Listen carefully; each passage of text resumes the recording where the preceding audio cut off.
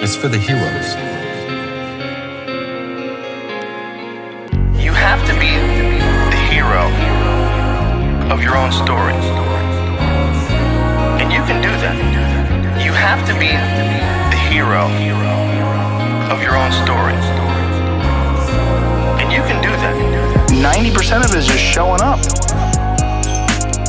Get there and start working. Like, you're not gonna feel perfect every day. Yeah, well, that's the paparazzi role. But the logo, Gotta be those days how the logo came about. Yeah, that was it. Which is crazy because I couldn't even make that if I wanted to again. Because I made that on Print Workshop 2008. And it doesn't work unless it's an old computer. So when I tried to do something for like Breast Cancer Awareness Month where I changed the red to pink, I couldn't do it because I couldn't find even the F font. You can't find it. So it's crazy. So my business was called Stetler Fitness and Nutrition at first. So how I got to this point was working at Vanguard, and I had a corporate job, and started going to the gym when I was like 20, 21 years old, and just really enjoyed it and whatnot. And I had a friend of mine, and she took me through like a workout or whatever and a program, and I could not believe like the weight then that I lost and how good I felt and about the nutritionist and that. And I said, well, I really like helping people. Like I would like to do this, like maybe for a living. But when you're in a corporate job and you get the profit sharing, and no matter what you do that week, you get a paycheck. Sometimes you do enough to keep your job, but not enough to get fired. But so I went and did the ACE certification. So that is basically like a kinesiology degree. It's pretty equivalent. So if somebody wanted to be a trainer here, I really only accept a degree or ACE, American Council of Exercise, because it's serious. So I got that done, and then just one day I was just fed up, and I went to this local gym that opened up, a world gym. What year? What year are we talking? This was in 2003. Okay. Yeah, so I literally left on my lunch break, went to this gym, applied, and the guy literally, because when you work for Vanguard. How old are you in 2003? 2003, I was 27, 28. Okay. Yep. And I go in there, and I'm wearing like khakis, and it's casual Friday, so it was like a dress shirt. And I guess the owner there or whatever, the manager, couldn't believe someone like myself was coming in like to an interview dressed like that. Yeah. So the lady gets up and she walks over to the guy, and she comes back over and she's like, "You're hired." And I'm like, "I'm not even done filling out the application yet." She's like, "You're hired." So I'm like, "Wow, when can you start?" I'm like, "Tomorrow." So, but it had to be part-time. Mm-hmm. So fast forward, so I did that for 2 years part-time while I still worked at Vanguard. Well, what happens is a lot of your clients, a lot of my clients, they want to work out in their house. So I'm like, I don't know about that, driving around and this and that. Yeah. But you don't have to give half your money up. So you have to keep it all. Yeah. So I ended up getting, and you're talking the main line. So Chesterbrook area, Chesterfield, Malvern, Great Valley, that area. So I ended up training people in their home. And, when you're doing that, Facebook just kind of started in like 2000. Was it 2008 or 9 or 5? I think I saw it first at my brother's college dorm room, and then I didn't see it again until 2009 or 8. I don't know. Yeah, so you didn't have like business pages or nothing like that, but you could market yourself on like MySpace. Sure, MySpace. for sure. Yeah. So I was like, I got to think of a name, like a company name, because when you have the entrepreneurial spirit, like that's the main thing. Like right now, like that is our brand. You represent your brand. Right. So I was like, Stetler Fitness and Nutrition. That's what it's going to be, SFN. So doing that part-time out, in the gym, being out of the gym, unfortunately people move. 2008 hit with the economy. Let me stop you for a second, because you were working at Vanguard still? Yeah. So how long did that go on? I worked at Vanguard from 2000 to 2006. 6. And then how long were you were you working part-time as a trainer till the end, I guess, at Vanguard, Yeah, right? so From 3 to 6. 2003 and 2000, oh, basically 2000, the end of 2003, so 4 and 5. Okay. And then I left Vanguard February 6, 2006. So you build up this book by going, you build up this business, I guess you'd say, by going to people's houses, and then you figured out that wasn't going to work forever because something changed? Well, what happens in a gym is, as you can probably tell, gyms go out of business all the time. So, Do they really? Oh, yeah. So this was World Gym, then it was bought by Level 5 Fitness. They do. Yeah, they do. And, you know... You got to get people coming all the time. It has to Yeah, be a community. well, if it's not vibrant, and then like I've been to gyms where you sign up because it's a low rate or it's like one time for $100, but nobody's going there, or it's just people that are looking to save a buck, or nobody's really committed. Yeah. Anyway, I get Planet it. I see Fitness it. ruined everything. It's really? $10. Yeah, Oh, yeah. yeah. It's $10 a month, but their model is it's cheap. It's $10. So if you don't come, you're not going to see it coming out of your checking account. There's no accountability, and even the gym, the Planet Fitness in Malvern, he even said if everyone came to his gym to work out, there's no parking because the parking lot's so small. So, you know, but that's their business model. So they're very smart. I mean, there's nothing wrong with that. They're very smart, but, you know, there's no accountability. So... Time out. We got to stop on accountability real quick. We'll get to this story. Okay. Yeah. Where did you get accountability from? Like you're 27, 28, 29, 30. Like, you know what I mean? Like, where's your accountability structure coming at that point? The accountability for me, where like our Accountability is huge, right? To be Oh, yeah. that age, like you're stepping into something big, right? Like, where Yeah. did you get that from up to that point? Where did that come from in your life? Oh man, like I always tease my wife or whatever. I say, you know, if you met me in my 30s, we wouldn't be married right now. Like I didn't grow up till I was probably 38 years old. Yeah. So the whole accountability thing, I don't think was really until I was self-employed. And when you're working at a gym, they buy packages. So you started to learn that. That's right. So you started to learn that as you were part time, late even 30s. Oh, yeah. even in your late 30s. So okay, gotcha. Because no matter what, when you're in a gym, they spoon feed you clients. Basically. Okay, so I was going to accountability back here. So my bad. Like, so you mentioned accountability. I shouldn't. So take you off. accountability Yeah. here, it's called CARE. Yeah. So what we have, it's called commitment, Yeah. accountability, the R is results, and the E is educate.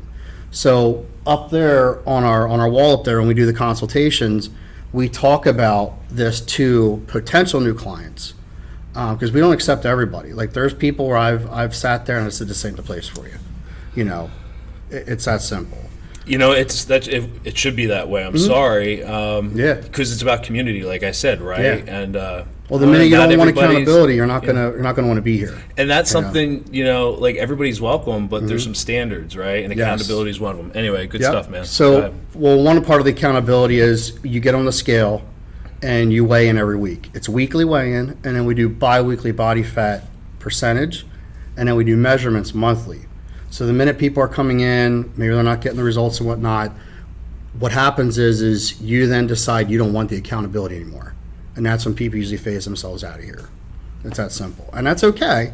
We don't burn bridges. You're always more than welcome to come back. We've had clients leave and come back. So I was just going to say, so Yeah. tell me about a leave and come back, you know, anonymous tale or Well, we whatever. do- They're probably the best. Well, I've learned to like to read books, so it's called Swimming with the Sharks. Okay. It's a very good book, and he talks about his 30, 60, and 90-day callback. Where when I was younger in my early 30s, late 20s, you know, if you didn't want to train, you didn't want to train. I'm not calling you. You know, that was my mindset. You know, whereas you want to reach out to people and call them every 30 days. How you doing? How are you getting results or whatever? You know, if not, why don't you come in? Let's do a free session. Let's just get you motivated again. And sometimes people do. Mostly they don't. They're just done. But, you know, and it's very expensive. You know, so people don't want to be spending that amount of money and they know they're not doing their part outside of here. No matter what, you're going to get your results here, meaning you're going to put on muscle, get stronger, you know, whether it's our athletes getting agility and things and that. But if someone's trying to lose weight and they're not meal prepping or following a meal plan or doing what we recommend, we'll tell you flat, you're not going to get results. It's that simple. So you have to reach out and touch someone. yeah, Yeah, 30, 60, 90-day callback, and that's a lot of stuff. So I'm tell me teaching about Adrian one of now. these calls, man. I'd love to hear a quick call story. Okay, so recently, I did run into a person somewhere where we were out. I won't give details. Of course. But Yeah. so I might know this person. and or, you can know. see as a trainer, you can see them right away, and I know that you definitely put weight back on. Like I could see it. So you reach out to that person and say, hey, you want to come back in? We just started this boot camp. Maybe if the private personal training was a little much, maybe you can come to boot camp.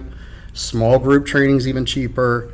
You can do things like that. So, but that was a situation, and then also living locally. So can I ask you, because the reason I ask that is because I'm thinking of the accountability thing. Mm-hmm. It's huge. Yeah. It's huge. And yeah, it's everything.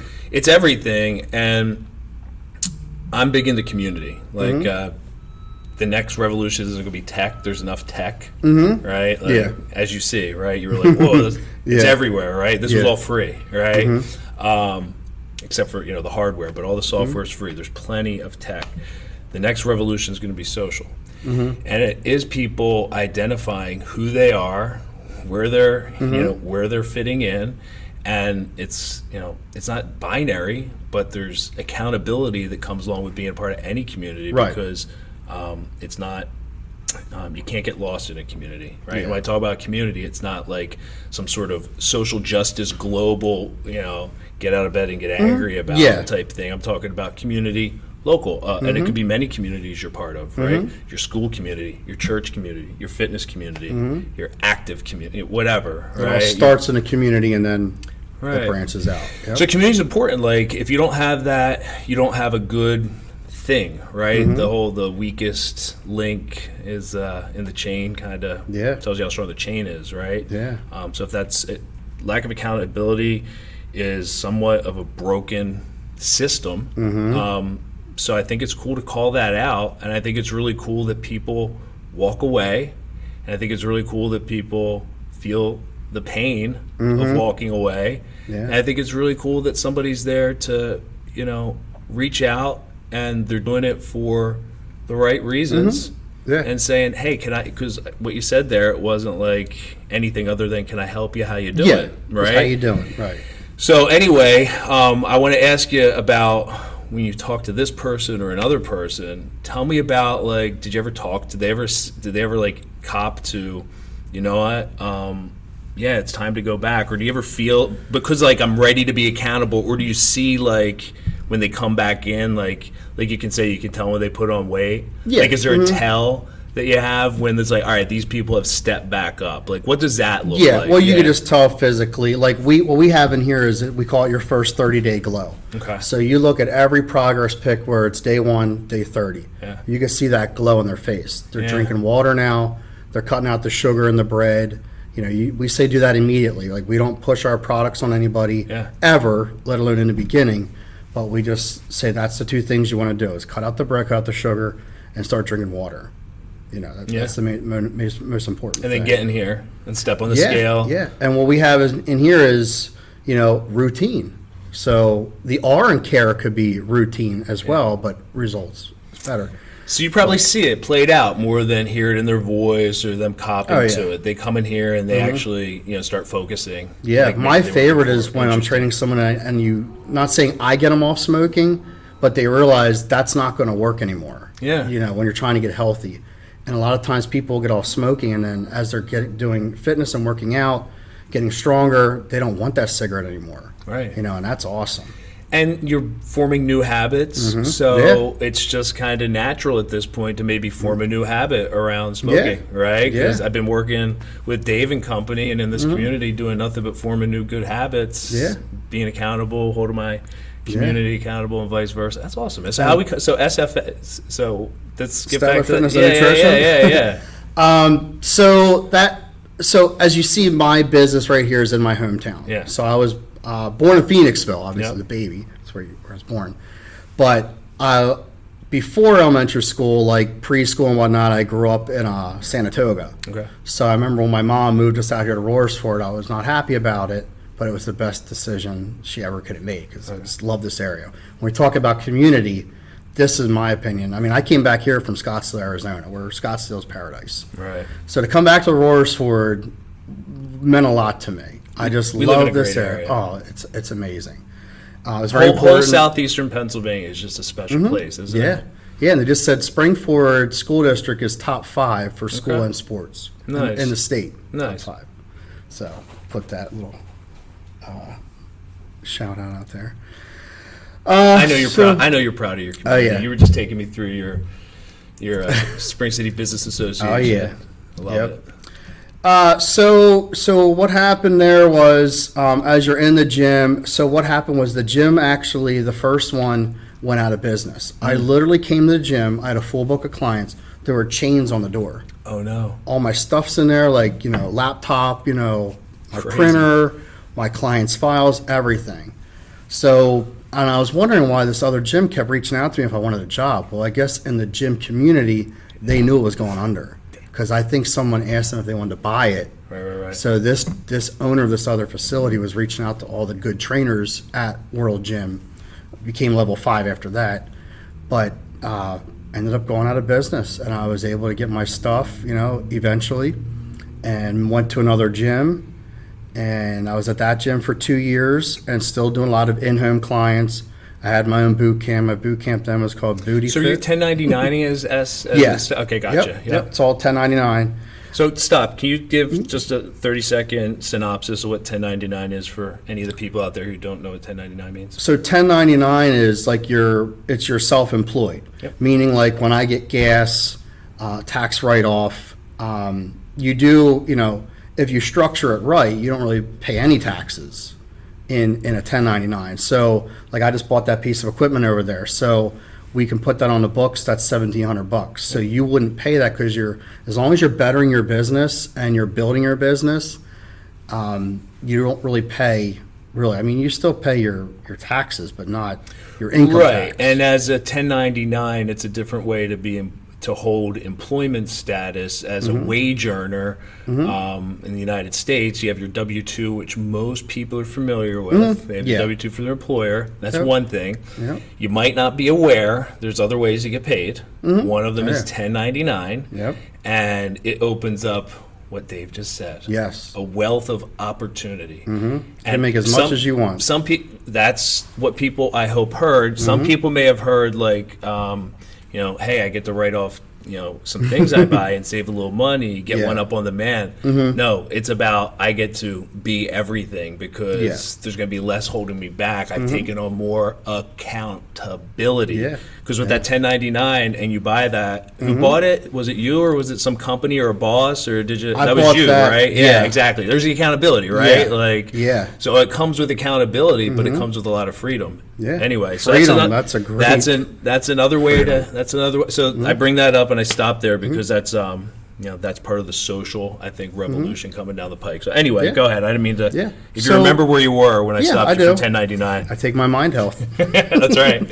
So going to this gym, I decided, I was there for 2 years and I loved it. I really did. And I just always wanted to live in Arizona. I just love the sun every day. I take vitamin D drops every morning to this day. I need that vitamin D. I need the sun. And even my wife can tell when it's cloudy, like I'm not really motivated to do much, or maybe I'm in the grass tomorrow. I won't go for a bike ride because that sun, I need it. So why not move to a place that has sun 330 plus days a year? Now, if you can deal with the heat, you're fine. But I ended up leaving with a full book, sold all my clients to another trainer, and moved out there. Was out there for about 2 years, and that was all Stetler Fitness and Nutrition. And in a place like this studio, this gentleman took me under his wing, I would say. He might say, no, I didn't, but I think he did. But he taught me all this business. He's talked about these little studios, and there is a market for people that they're very shy to go to a gym. So they love coming in here and being able to wear whatever they want. We don't play, there's no curse words like on our playlist. It's we there's even Christian songs on there too. But Why not? But it's all family friendly, whatever. Even when the Yeah. kids are in here working out, Love it. it says F5 playlist, and we know there's no curse words on that. So, so bring it back. So when I was in Arizona, we're going to talk about how F5 was born. So being out there, again, it was still Stetler Fitness and Nutrition. One morning I woke up and I just kept hearing this F5 in my head. And I'm like, what is that? Out of nowhere. Out of nowhere, Okay. yeah. Well, when I went out to Arizona, I ended up going to a church out there. It was called Chandler Christian Church. And the pastor was amazing. I've never been to a church before where there was a band. I'd never seen that before. What year? This was in 2013. Okay. Yeah. Wow. Okay. So when I go to this church there in the morning, we'll spin back around, but I wanted to get to what happened. So I go to this church and I open the doors and I go in and there is a band, the lights, just like Journey, and people singing, arms in the air, and I turn around and walk back out. And I said to the ushers, I said, no, I'm looking for church. You got like a concert going on there or something. And they're like, what? And I said, there's like a concert that's crazy in there. And they're like, honey, that's church. Like, where are you from? I said, I'm from Philly, like the Philly area. She said, well, what kind of church? I'm like, choir, Valley, because I went to Valley Forge Baptist for the longest time, Limerick Chapel. And she opened the door. She was, go and enjoy yourself, honey. You'll see that this is church here. And I said, okay. And I just remember, and that, I don't know if you know the song Happy Day. That's what they were singing. So the song Happy Day. So I go in there, and I never heard that song before, and it was a happy day. Even the hairs are going up on my neck right now, feeling it. being in that moment, and I just start crying. And while I'm worshiping, I never felt that before. And that room was full of the Holy Spirit, which I didn't even know that was possible. I knew I always had the Holy Spirit. I've been a Christian, basically, I was going to church since I was 3 weeks old, and I accepted Christ, every Sunday I would do it. When Pastor Din would say, I would always do it. And I told my mom that. She's like, you have to do it once. I'm like, why would we do it every Sunday? She said, because you did? I said, yeah. So I end up just loving that and just being like addicted to church. I've never been addicted to church in my entire life, and I just could not get enough of this. That church kept me there for like 2 years. And during that time in Arizona, I didn't go out there to enjoy the sunshine. The Lord took me out there to get me back to my faith. Because again, I've been a Christian my whole life, but I wasn't living the Christian life here. Mm-hmm. And when I went out there, the first thing this pastor said is, he said, for some of you that don't understand the Bible, I would recommend, he named a whole bunch of these Bibles, but all what I heard in my head was the Joyce Meyer Study Bible. So I wrote that down, and he was still giving all these other Bibles, but that's what I heard. So I call my mom, she orders this Bible, and I'm reading it, and it's in English. And I'm like starting to understand it, and it has these life points. And I'm like, oh my gosh, this book is speaking to me. I've never felt this before. So I was so stubborn that when I would pray, like I remember the pastor saying, you're just like a little kid, like, God, help me here. God, help me. When you're pulling on your mom's coattail, Mom, I want that. Like, that's what we sound like. He said, just when you're praying, stop and listen. Just listen. So I would pray and I would stop and listen. And I remember the one day I was sitting and I said, God, I'm so sorry that I lost my faith. I'm so sorry. And he says, the first time I heard God, it was loud and clear. And he said, David, you didn't lose your faith. You just lost your path.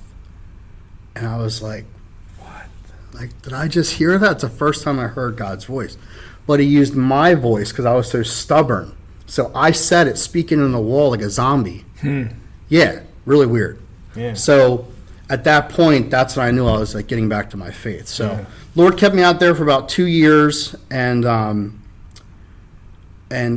during that time, I remember going back to the F5 thing. I just didn't know what it was. So I just got out a piece of paper and I wrote F5. Not that fun, I just wrote F5.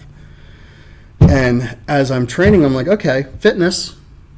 Are you trying to, what are we doing here? So fitness, and I, when you feel, when you have the Holy Spirit and you feel conviction, like if you're going to do something, you'll feel the conviction. Yeah. It wasn't a conviction, but it was something that when I wrote fitness, a level came down. I'm like, okay. So then I was thinking, I'm in church one Sunday, and I'm sitting in the row, and I look to my left. It's like 10 of my clients. My clients were coming to church with me.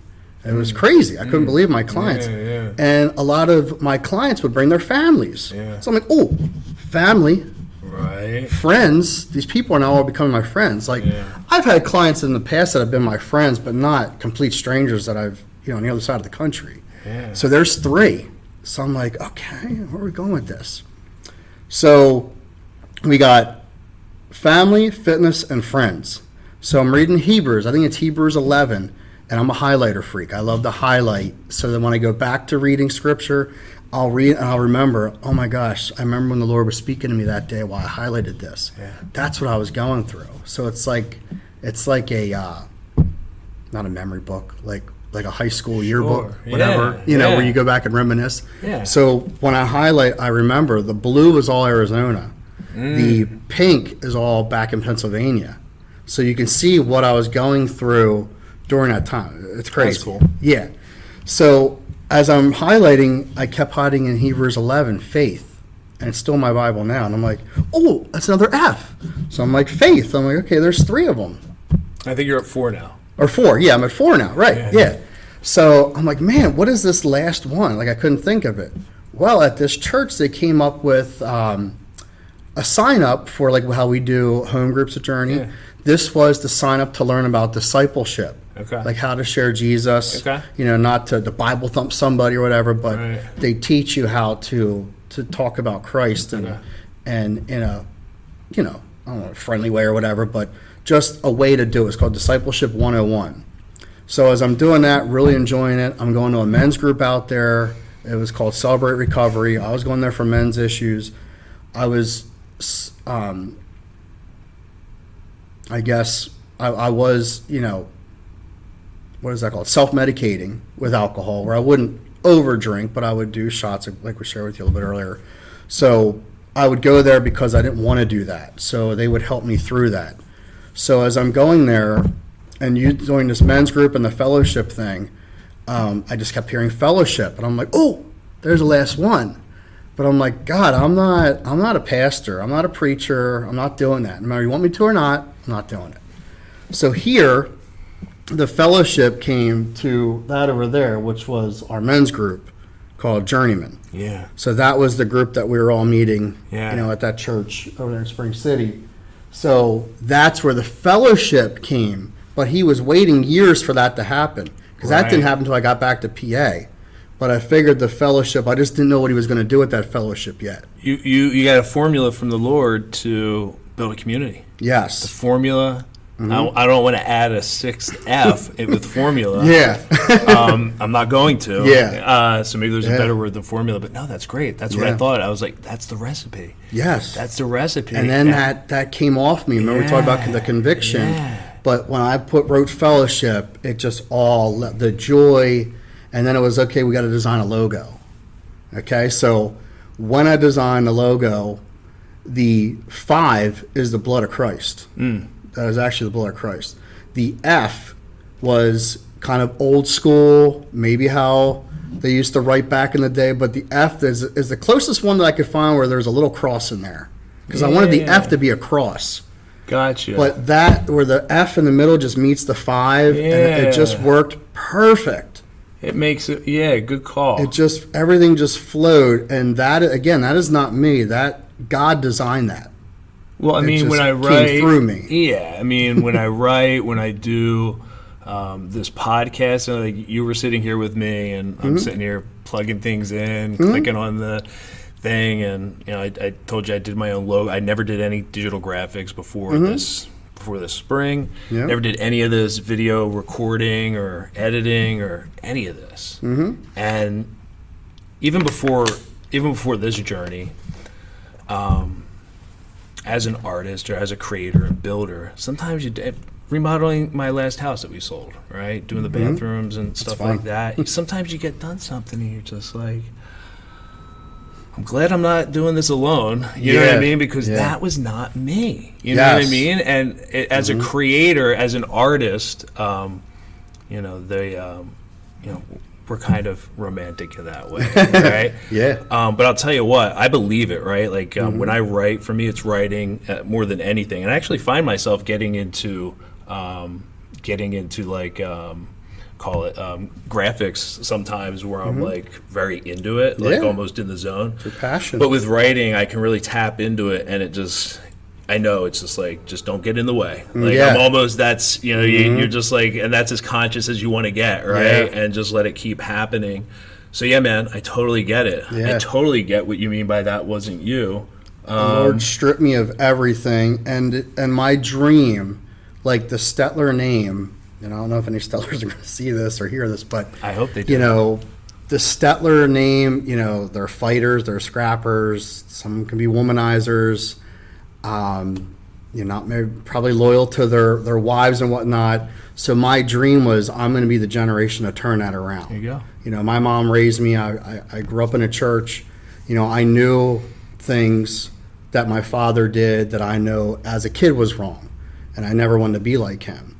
So my dream was to have Stetler Fitness and Nutrition, like my name in lights in my hometown.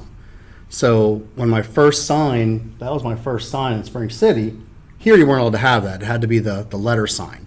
You can't have box signs here. They're very tedious here. But when that sign went up, I'm like, that's supposed to say Stetler Fitness and Nutrition. That's what it's supposed to say. But it's not. It's F5. So I thought of, when we moved over here, that was Spring City, so I'm in Royersford, thinking of changing the name to Stetler Fitness and Nutrition. But you felt that immediately, like the Holy Spirit. It's not about don't you. even think about that. It's not about you. And I wanted to so bad, but I didn't, because I know the minute I would do that, he would take my business. You know from me what's like funny, that. man? It's funny you say all that, because as you're saying that, I'm like, what a really great reason to want to have your name up in lights in town. Yeah. But I'm human. Of course, it's of course, it's not the right thing to do. Right. Yeah. But he's telling you. But you know, it's you're doing about it for me, a it's good not reason. about you. But you're doing it for a good reason. But still, come on, it's not about you. Yeah. Just keep doing it. Yeah. You're doing your thing. Keep bringing people in. Yep. Yeah. Yeah. It's like, don't do it, Dave. Don't do it. That's not the type of accountability you want. No. So again, and it's nice because when we have our clients and you know, they see the logo and whatnot, and we can always talk about that. You know, we have a Christian flag right up there, we have an American flag. I mean, people when they walk in here, they know who we are. And I've had people come in here and they're very hesitant. They're like, you know, all the Christians I know, like, I hate Christians. Like, you're all bigots and this and that or whatever. The people that have come in here that got the wrong idea about Christianity or whatever, when they come in here, they see what true, real Christians are. Yeah. They see it right away, and they're very comfortable in here. I mean, I have gay clients. I have, you know, your Democrat, Republican. I can talk politics with my clients. We love and respect each other. So they just know when they come in here, they always are going to get the love of Christ, but you're going to still get the Stetler, let's go. Like, let's get moving. You know, the accountability, what we keep talking about. Yeah, so with this get into, I want to get into that Stetler maybe, let's get going, but let's get to fellowship for a second. Yeah. How big has that been a part of your life? Well, because it's cool, dude. I just got into it when I met you. Yeah. And I think it was like January, right? So, and so it's been a big part of my podcast too.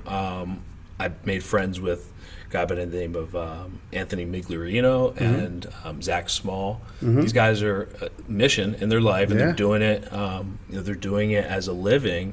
They're talking to guys all day long, and it's all about community. Zach's the community guy. He has this thing called the Fraternity of Excellence. And it's a global community, digital community, in-person community, and it's accountability, right? Brotherhood and fellowship. Anthony is he's a business owner, and now he's a writer, speaker, and he's coaching fathers on, you know, how to be men of integrity, men of accountability, and really behave like men, so that you could be that generational, you know, rock that your family can build off of, right? Because that was missing, and he saw that in 2008. So I had Anthony on.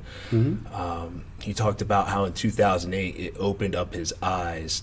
Now that the economy had taken a turn for the worse, and things were just bad, he noticed, wow, when the going got tough, guess who didn't show up? Men, because they weren't around. Yeah. Right? So how big's fellowship been for you? So, like, or tell me what it means. Like, I don't want to, you know what I mean? Like, let's talk about fellowship for a second, dude. It's powerful. Oh my gosh, yeah. So Well, there's fellowship where, at church where you're singing and whatnot, but then there's also, a brotherhood.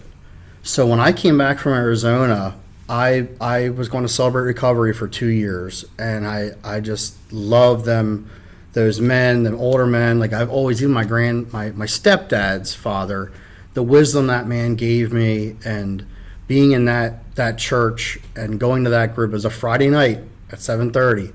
So the reason they had it at 7:30 is because what do you do on a Friday night? Go to the clubs, the bars, whatever you would do. So they strategically would have it on a Friday night, so you wouldn't do that. So when I came back from Arizona, we still, and I can show you Texas, we still text every single day, with my Christian brothers in Arizona. There's like 9 of us. Nice. So when I came back here, that was missing. I missed that. And I was looking for a men's group and even a Journey. And when I spoke to Pastor Steve, he's like, there's groups and whatnot, but you can start your own, with some of the guys, just ask around and whatnot. So that was kind of my not like a plan, but I was like, I'm going to start serving. Yeah. And, I started on security, and I ended up, getting really close with John Rose, and we started this day. Oh, nice, my man. Love John. And we both work security, so you're standing in the front. I mean, the Roarsford campus, it wasn't crazy like Phoenixville, like crazy busy. But you have a lot of time up front to talk and this and that, and we decided, like, I would share the story about out there, what was missing, here. And he was like, well, let's start something or whatever. So we did that together, meaning me and John. I don't know if you know A.J. Dixon. Yeah. He was with him as well. Carmine was going. So there was people coming from other churches that were all meeting in our studio in Spring City. Okay. So, just like the couch up there. Yeah, you were telling me that, yeah. So that's where we were meeting at first. And, like, I just loved listening to people. Now, in Celebrate Recovery, you're not really allowed crosstalk. You're just supposed to be there to listen to your brother. And afterwards, in the lobby, when you're having coffee or whatever, then you could talk about those things. We had such a bond in Arizona that we could crosstalk in there. Yeah. Nobody wanted to hear, stop telling me how to fix this and that. Like Job, you just wanted you to listen to him. So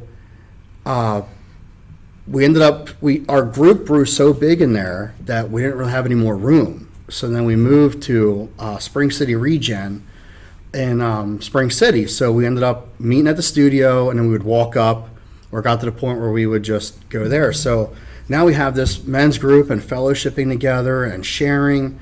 And Chrissy, who is the lead singer at that church, I'm never afraid to ask. Mm-hmm.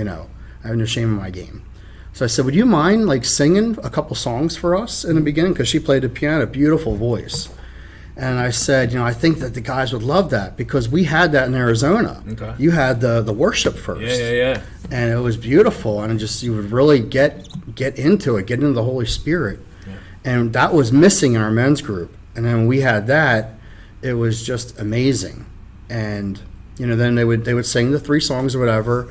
And then we would break up into our groups and we would fellowship, and I'm a note taker. So everything Pastor Steve says, the things that hit me, I would write down, and I would say, hey guys, what do you think about this? And we would have the crosstalk and all that. And Carmine, like, he would come in and he would talk about what he learned in his church. Or if a brother was going through something, he was a great man of wisdom. So he was awesome to have, I would say, on our team. But I mean, in that group, like, that was very important. So, but that's where the fellowship came about. So what's it meant for you over like developing that here? Like, so one of the things that I loved is when let's go back to Arizona, when new people would come in, and I could see. Let me stop you there. You can't meet new people if you're not in a community, right? Like, people don't just go knock on your door. No. Right? No, and that's why the men's group, also people are afraid of church. Yeah. Or like some of my clients where, I thought you guys were all evil. Right. You Christians are evil, or whatever. It's like, no. So it's getting that people would come to our men's group and then they would feel comfortable coming to church with me. And you don't say, oh, come to church with me, come and sit down, we're going to sing. No, it's just come spend a Sunday morning with me, just an hour of your time. And you build that trust. And then people would come to church, and there's men that have come to that men's group that have come to church with me, and they're there now still and serving. but it's that, what is the term? Not an outreach or whatever. I forget what the term, what it's called, but it was something like an outreach type of thing where you can do something like a men's group and then it could lead into going to church, even though we are the church, but they have more of a comfort and understanding, and then they're on their own. You know what I mean? Technically, you're on your own. Like, I don't like with groups where you go to a group and somebody preaching. That don't work for me, because you tell me things that I already know, whereas I rather give the floor and the time for people that are going through things, and you can just listen to them. Because that's what worked for me. I just wanted people to listen to me. Yeah. And then they give you that feedback. You're stubborn, or I've been there. So when you see these new guys coming into a men's group, and you're walking down to the baptistry, I mean, they had a beautiful waterfall. You got in, and you would baptize right then and there. Seeing people start shaving and cleaning up and dressing better, like I just loved that. So when I came back here, I wanted to be like those older gentlemen in Arizona to help them, because I've been through it. And I love seeing what we call baby Christians or new people that come to the faith or whatever. Just love being with them on that process, to get to where they need to be, It's a beautiful thing. And I think a lot of people are on that journey. So I think you're doing something special because, you're building community, so you are meeting a lot of people. Mm-hmm. I think a lot of people are looking for community right now. Mm-hmm. Do you hear about any of that stuff from your clients? Like, I get the sense that nobody wants to go back to work, right? Nobody wants to go back to work as they did before. People still want to work. People still want to work for their employer that they're working for, right? People don't, but they don't want to go back to the office. They don't want to. No. They don't want to. And I don't care who you are. It's not. I think it's a maybe something that people don't even acknowledge, right? But I don't know. They talk about labor shortage. Everybody talks about labor shortage. I had an interesting conversation with somebody a couple weeks ago about his take on it. It's just it's people are looking for a new place to direct other energy, right? Yeah. So all the energy that they would spend in small talk in the lunchroom or doing the this water, or that, the little tiny things that add up to hours of a day or or days of a week or a month. They've gotten them back. Maybe they haven't started reinvesting them in full, but they know that they're there, and they've taken advantage of some of them, and they've taken big steps forward in their lives. Do you hear people talking about that? Like, do you sense that as well from where you're sitting? Not necessarily, not in here in our studio, because our clientele is your 35 to 55-year-old male or female with expendable income. So a lot of our clients are very established, and they're very stressed with their job. But we can come back to one of my clients. She's been needing a help or an underwriter or whatever it's called in her job, that she needs help, that they're trying to get her, and she's ready to quit. But they don't want to give her that person. They just want to keep loading the work on her. Right. Well, it's gotten to the point where they're going to hire, so they're interviewing now for like an assistant to help her. Right. So that's one situation of a client. Another one of my clients, she's a corrections officer, and those people are in and out. Yeah. Where you're dealing with people not in prison but in jail. Yeah. And the turnover in that is people come and go. So that's a great example. That's a great example, right? Because there is there's a high turnover thing like correction officers, and there's somebody with a lot of talent, right? And maybe they realize by dipping their toe in here, having some time there, being at home and discovering this about themselves, now they're part of that machine. They're going to turn over like with the rate, right? Yeah. So they're up on their 3 years. They're starting to feel like everybody else has, but now it's now it's 2021. They don't have to go into the next W-2. Right. Yeah. So going back to what I was talking about before, why I asked you to stop on the 1099, I think this is a beautiful thing, and I think that having a community like yours, because there's accountability here, there's fellowship, family. You're going to be talking about these things, right? I mean, you do talk about it, you know about it. Yeah. So it gives somebody the network that allows them to feel uplifted to go do that, right? And I think the more communities like this people can be a part of, the more a sense of themselves they'll get, right? Yeah. Not so much blend into the community, get a sense of yourself, and then go take it out there, right? Go figure out what your F5 is. Yeah, and it's your purpose. Right. What is your purpose on this earth for? Now, I've heard. So I think I think there's a huge place for your client, right? Like, this is part of my passion, is that there's the possibilities are bigger than you know what I mean? Like, do you remember going from the black and white classifieds in the Inquirer or whatever? Oh my gosh. To Career Builder to what we do now. You know what I mean? Like, you know, there was a time in these transition periods where people didn't realize that there was this Career Builder thing that opened up new opportunities on both sides, you know, for employers and employees. People reaching out to you. And so they were still going to this work over here in the paper. Hey, there's other opportunities over here. This is the big thing, but guess what?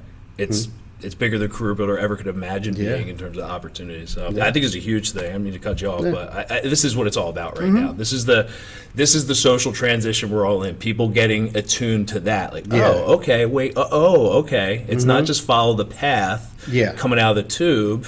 It's maybe follow the path coming out of the book. Yes, the big book. So yeah, man, like, I think it's great. This is it's a community, dude. I cut you off, dude, but I just want to highlight how important that was. And, you know, well, we talk about purpose, so people are looking for it, right? Yeah. So how I really became a trainer was when I was at Vanguard. I was writing up programs for people. Yeah. They were getting results. I was writing up meal plans for people. They would go to someone's cubicle and see Optimum Nutrition protein, and they'd be like, "You know Dave Stetler?" And they're like, "Yeah, why?" Because I see the protein. So people kept telling me, "Dave, you need to be a trainer. Nice. You should do that." I'm like, I don't want to rely on people for money for the rest of my life. Right. You know, but when it's your purpose, your God-given purpose, it's effortless. How did you know it was your purpose? Like, how I know it was my purpose is, one, I love sports. I always love helping people. The entrepreneurial spirit comes about when my mom would not buy me a Nintendo. Remember Nintendo came out? So I mowed lawns. My dad put the lawnmower in his trunk with a bungee cord and would take me around the lawns. Now, he would go to the local bar, and he'd come back when I was done mowing. So I'd be sitting on the curb with my lawnmower waiting for him to come back. But I was going to do whatever I had to do to get that Nintendo, and I did. But your purpose in life, God will reveal what your purpose is in life. So I know I've heard someone say before, you know, most likely your purpose, you know, in life, it won't be your job. Like, that's like 1% or whatever. And when I heard that, I'm like, no, that's not true. It's true in a way where maybe your job is not your purpose, but if you're an entrepreneur or you have a drive to do something, let's say you love unicorns, you know, and you want to do a business on unicorns, and you know how to work social media, create some cool t-shirts. People are going to buy unicorn t-shirts all over the world if you know how to work that. Yeah. You know, so if it's a Christian ministry, and for like myself, so I'm like, okay, how am I going to, you know, we don't preach to people in here, but if people want to know about Jesus, and I know when a lot of people come in here broken, you know, I will invite you to church. I really will. Like, I won't like not do it. Like, my mom told me, you should never have a Christian business. That's not going to work. And I said, yes, it is, because our business is our ministry. But I know my purpose in life is to help people. And my grandfather was a Marine. My dad was a Marine. So you have that like military, even though I'm not military, but you have that in you, whereas I don't take excuses, you know, and, you know, given all the path to be successful. So you can be whatever you want. Yeah, your job might not be your purpose, but you can have your purpose in another way. You know, however you want to make money, you can do whatever you want. Like, no one should ever tell you that you can't get paid doing your purpose, because you can if you really try. I mean, there was a time when you couldn't, right? But now you can. Yeah. It's just flat out simple. So, you know, I think I talk about the talent economy, and it's being able to have a way of trading with people, and it's in these communities, right? It ties into crypto. I don't know how much you may or may not get into No, that, I've heard. Yeah, talk about that at the barbershop. Being able to, like, you know, being able to work together, be in a community where it's known that I share this. This is who I am. This is what I share. This is who I do well at helping, right?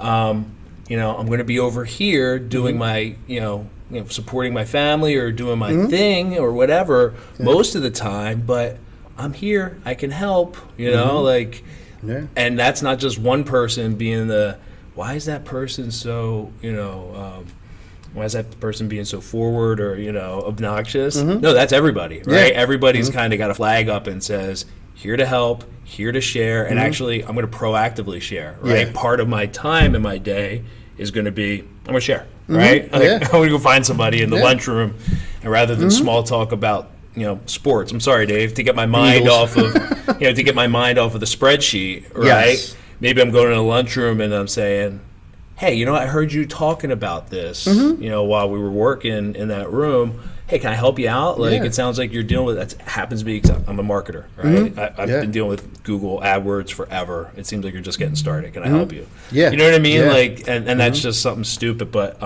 that's the type of community I think people are looking to be a part of. And they're little communities like this that are like that. And that's why we do so much in the community. Like, we do Roarsford Community Day. We do Spring City Community Day. Whether it's National Night Out, like, we are always, you can even see on our social media pages, all of our pictures with the kids, and we have a spin wheel, and they have to do an exercise. So we know we're there. Like, I've heard, like, SCABA, Spring City Business Association members, well, what do I get out of it? Well, first of all, if you're in this to what do I get out of it, this isn't for you anyway. But it's getting in the community, and I can't tell you how many times people have come up, oh, I know you guys where you're at, or in your urban air, or weren't you guys next to George's? Like, people know who you are, but they know us because we're always in the community. Right. We're doing those things. So even like we had a SCABA fair. It was all Spring City Business Association businesses, and just like counterculture.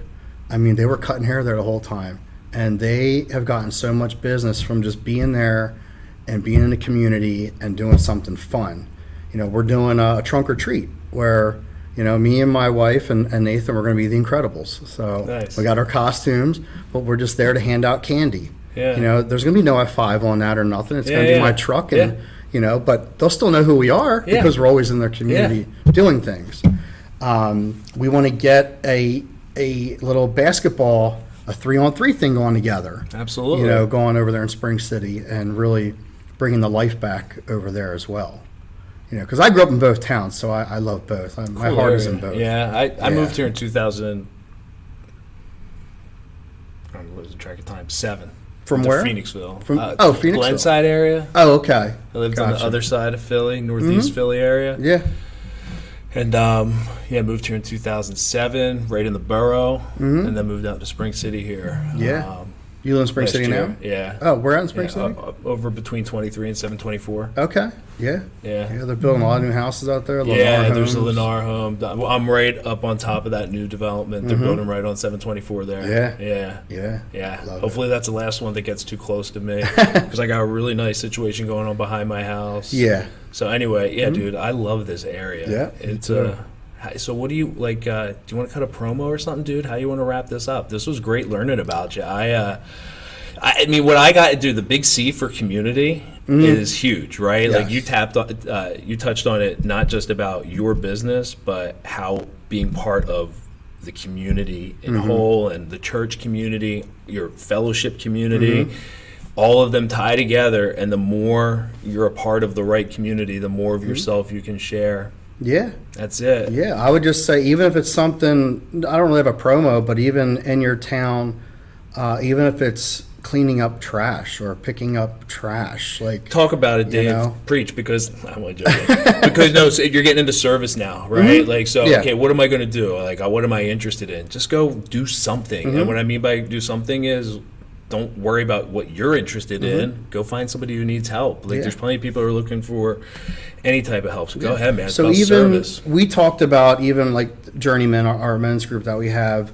Even let's just say an older person in Spring City where you're going for a walk and you see their back deck boards are jacked. Yeah. Knock on their door. Hey, we'd love to fix some deck boards for you. We'll go get the wood in Home Depot and just do that. Fix that older person's step. Yep. Or could we paint your fence? Like little things like that. Now we haven't done it yet, but you know, since my wife has quit her job and has been here full time, Yeah. it's been nonstop. So I'd like to get back to doing some of them things, but you know, I've prayed about it, and you know. Well, let's talk about it. I'd love to help you, because that sounds Yeah. like you're looking for somebody to run the community. Yeah. Yeah. You know, and I think that's part of the talent economy, right? Not somebody who's looking to get another W-2, Right. not somebody who's looking. And I think there's a lot of people out there, Dave, but they don't realize that, you know, oh, it's not that hard, right? No. I got technology to help me communicate. Maybe I'm not comfortable with it. Somebody can help me out, or I can learn it. It's not that hard. So I don't have to, you know what I mean? Like, it's a lot easier than you think to start sharing what you're good at. Yeah. And that's all you need is somebody who wants to get into building communities. And you reap what you sow. And listen, I've been, so what do you mean by that? You reap, so, you know, when you talk about service and serving, Yeah. you reap what you sow. There you So go, yeah. if you're all about yourself, you're only going to get yourself or whatever. Okay. If like for us, this business is like, it is a hard business, Yeah. but it's effortless in a way where, you know, when you do pray, and, you know, where I will pray and just, you know, even pray for our clients and whatnot. If we need more business, or like my wife's building her book right now, we're constantly praying about that, you know. But the people that the Lord has sent through these doors, you know, when you're in the consultation that they were sent here, you know, and it's God ordained, you know, you can just tell. So when you're in God's will, it'll be effortless. When you're not, things aren't going to go right. Like they're not going to, you know.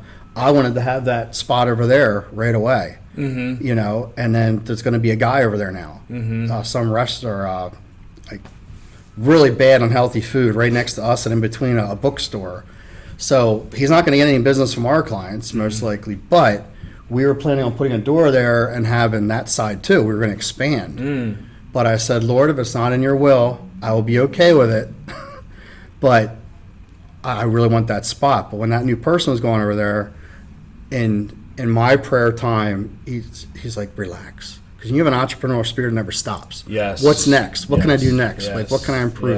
Yes. So that put an end to that right away. And just enjoy where you're at right now. Yep. Relax, and we'll go from there. Yeah, I'm hearing it all the time. I taught you about the rebranding, and that's important, right? That's really important. So there's some big things that are about to happen as soon as the rebranding happens. But you know, I got to do it. It's not about me, right? Doing it right now is to satisfy a scratch to do that, right? But we're working on a bigger plan. Well, we're always looking for ballers, go-getters. Dude, we're in. We're always looking for new people. So what you would do is you would come to a meeting, you would get the floor for 5 minutes, you talk about who you are, what you do, and then you make connections in the community. That's it. I think there's a lot. Listen, I told you, I wrote the guide. We'll see what we can put together for the for the people. But the Spring City Area Business Association doesn't have any Royersford in it, though. Yeah, there's Royersford businesses. Okay. Yeah, we even have Counterculture. They're in Swanksville. Nice. Yeah, but they were interested in a possible location over there during the Scab affair, but I think it was a little expensive. But there was a salon that went out of business, so it would be move-in ready. Yeah. But it was pretty expensive, so I think they didn't do it. But you know, they're people that I wanted on our team. Let's get on there. I recruit people. I'm on there. I used to be involved in Phoenixville. I got to do more of this stuff. Yeah, I think we have a couple Phoenixville businesses, but it's mainly Royersford, Spring City, Limerick, maybe not really Linfield. You know, and then people who don't have a business in Spring City, but they live in Spring City. Yeah. So we have a guy, State Farm, Yep. but he's out towards Philly, but he lives in Spring City, so he's one of our insurance agents. Yep. You know, so yeah. Promo. I want to do a promo. Promo? Let's have some fun because maybe I told you before I want to start putting sponsors here. Yeah. Right. So because part of what I'm doing is community, right? So there's two parts of it. The reason I went right on community, and one of the things I love about what you're doing is you're helping people. Like you've jumped into yourself, like into your talent. But then there's the supercharger to what you're doing is that you do see the community thing, right? Yeah. And I see that as well. Yeah. It's huge, right? Yeah. This is it. So, Well, I got a promo. Promo yeah. could So be. let's talk about it. Like, I want to start. It all goes together. Go ahead. We have, it's Tuesdays at 10 a.m. Okay. And Saturdays at 10 a.m. What's going on? It's our new boot camp. So Who this goes is to boot camp? so boot camp would be people that maybe they don't want private personal training, maybe they can't afford it, but they still want a personal trainer. So they come in here. You're only allowed on the turf. Right. This is for private personal training, small group. Right. So boot camp is a good way to be introduced into it. But So it's for people who want to get off the couch, basically. yeah, so Okay. so we can't see this on here, but that would be like the workout. So we do a hit and then we do strength. So you would come in and get an hour workout. I don't know if you can see that boom. on the board. But You just come hit this. That's the boot camp hit this Saturday. situation right here, the red floor. You get all over those the training material on the wall. Maybe we'll cut like some visuals into this. But you know, we've gotten good with the video editing. So get off the couch, come boot camp. Do you have to pay money to do the boot camp, or is that a get in the door thing? so for our current members, it's $97 a month. So it's like Okay. $12 a workout. Yeah. It's twice a week. You get eight workouts a month. Non-members, if you're not a PT member, you're a private personal training, it's $197 a month. So it's $24. Okay. So if you have $48 per week that you can use for your health and fitness, this is the place for you. And boot camp's a way to get introduced. Boot camp's a way to get introduced, and if you're on a budget. Okay. So normally if somebody were to come in here, I wouldn't recommend boot camp right Yeah. away because it's pretty high intense. But I always encourage my clients, if they're not doing their off-day cardio, to come to the boot camp. Add boot camp as, I hate to use the word upsell, but you should add boot camp to your workout routine. Yeah, because how long are they in here for the personal private training? Well, so let's just yeah. use an example. As a client of mine, Monday and Wednesdays, she's here at Yeah. 5 p.m. Yeah, So it's 5 days a week. So she's Or here. 6 days a Well, she's week. here 2 days a week. Sorry. 2 days a week. Yeah, so there's 5 more to work with, is what I'm saying. So if you came to the boot camp, you would have 2 more. So you could work out Tuesday. Well, I'm saying she's got 5 that are open. She can't not be Oh, right, active. And, right. You know what I mean? So we encourage people. Great community to tap into. Yeah. So go to your local gym. Yeah. In your local community, support them. Yeah. And go get on their treadmill. Absolutely. Use their core machines and whatnot. In here, our job is just to give you a good workout and put muscle on you, and give you the tools to get to where you need to be, and that's it. So if they're not doing their off-day cardio, I always recommend the boot camp. If you're tight and you're stretching this and that, I'm going to recommend a massage. They get the we have F5s here. They're massage. not going to get the 5Fs anywhere else. They No. get the 5Fs here. They're not going to get the 5s. No, you're not going to get that anywhere F5, else. 5Fs. I'm getting And that's it all. our hashtag here, hashtag F5 Fitness Fam. That's You know, right. because our clients are family. You know, we're doing an event. We're going to go to Penhurst Asylum. Nice. So we're going to go do that like an F5 night. Now we're doing it Nice. with the SCABA as well. Yeah. But you know, even our past clients, we emailed everybody on our mass email list. Like, we're doing this on Friday the 29th. If you want to come, we'll meet at the ticket window at 7:30. Nice. Let's have fun. Dude. So you're always family here, whether you work out here or not. Dude, I love it. I love the red vibe. I see it on Facebook all the time, and when I saw the lights, I was like, because you have to stand out. You know Yeah. what I mean? Like, and I don't know why you do it, but it's interesting, and I feel it. Like, do you do it because red gets you fired up? Like, See, everyone was so surprised that my colors weren't Eagles because I'm diehard Yeah, Philadelphia Eagles. But red and black are power colors. yeah, It's a power, like black and on orange, black and yellow. They're power colors. so you feel it. But for me, when I knew the F was the blood of Christ, I knew right Or the then 5, and there. you mean, yeah. Yeah, there's my red. Yeah. Now I'm not going to do red, white, and blue, Yeah, but the red was perfect, and then the white with the fitness, and then the Yeah. black. that's a good You know, logo. the black is just a power color, and the red just had to be because of GC. It was ordained that way. Yeah, exactly. It was ordained that way for sure. We'll have to accommodate for that. Thanks, Ben. We'll have to. Yeah. I was off target for the last couple minutes there. We'll stop this thing, dude. This was. I think. It's for the heroes. You have to be of your own story. And you can do that. You have to be the hero of your own story.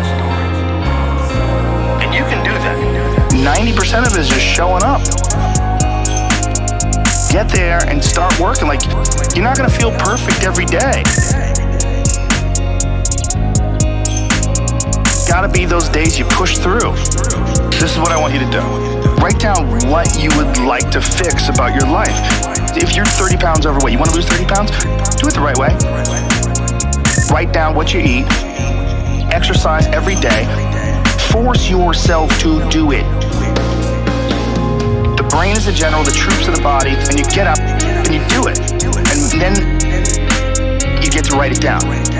You know, you're doing what you gotta do to get by, but ultimately you're not respecting yourself. I think we all have a certain amount of appreciation and respect for hero figures. We all look at the guy who never lies, always does the right thing, and fucking helps everybody out, and that's the John Wayne character, you know, that's the ultimate hero. The ultimate hero. You have to be the hero of your own story. And you can do that. You have to be the hero of your own story. And you can do that. And when you look at your own life and you don't stack up, you're a thief, you stole money from your wife's purse, and you don't want to smoke cigarettes, but you fucking have to, you can't deal with the stress you smoke. You devalue yourself. You slowly start devaluing yourself. You look at yourself and you realize that if you were judging yourself, you would judge yourself like fate. You can't pretend you're the hero of your story. Hero of your story. Most people get stuck in these patterns, find themselves as the person who doesn't follow through on their ideas. When I start things and I quit. No, you don't. No, you have started things and you quit, and it gives you a horrible sense of regret that's made you define yourself by that. You're not who you were a year ago. You're not who you were 5 years ago. You're not who you were last week. So you gotta regulate how much you dwell on regrets of the past. You really gotta be careful. You have to be the hero of your own story. And you can do that. You have to be the hero of your own story. You can be the hero of your own story that woke up today. You can be the hero of your own story that at 40 years of age stopped, got out of bed and said, I'm not doing this anymore. I'm not doing this anymore. And I'm gonna get myself in shape and I'm gonna eat healthy. And I'm gonna do this. Because this is me now. This is me now. I decide that this is me. And people have to realize that you are not your past. You are not all the times you fucked up. You're not all the times you were drunk. That's not you. That's not you. You are the person who's learned from a great deal of experience. This is a battle that you will fight for the rest of your life. But the key is to fight it, not to give in. Don't give in to that resistance. Fight that resistance. And in doing so, every day you do so, you have won the battle for that day. And you will continue to fight that battle. You have to be the hero of your own story. And you can do that. You have to be the hero of your own story. And you can do that. You have to be the hero of your own story. And you can do that. You have to be the hero of your own story. And you can do that.